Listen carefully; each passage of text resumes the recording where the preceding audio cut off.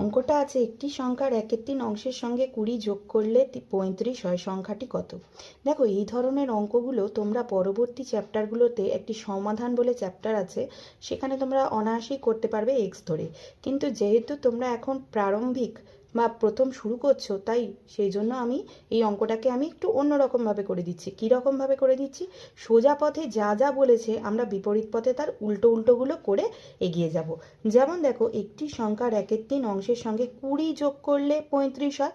তাহলে 20 যোগ করলে 35 মানে 35 থেকে 20 আমরা প্রথমে বিয়োগ দিয়ে দেব, দিলে হলো 15।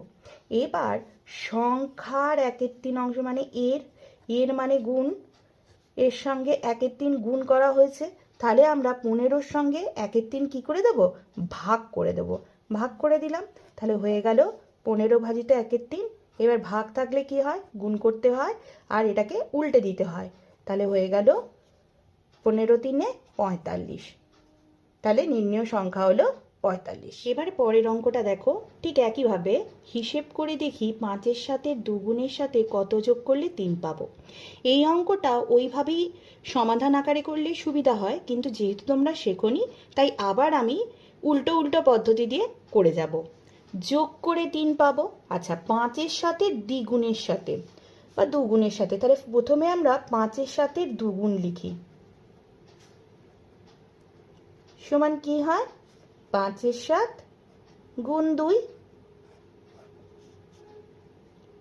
5×2 = 10, নিচে 7। তাহলে এইটার সাথে কত যোগ করলে 3 পাবো? মানে এখানে পাবো সংখ্যাটি সমান,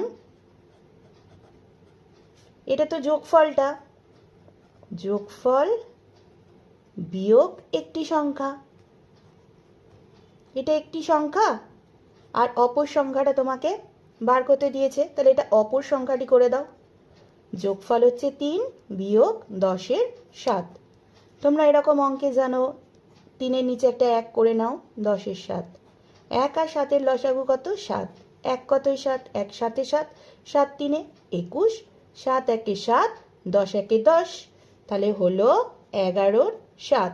এবার যেহেতু এটা অপ্রকৃত ভগ্নাংশ, তাই আমরা পাশে কি করব? এটাকে ভাগ করে দেব।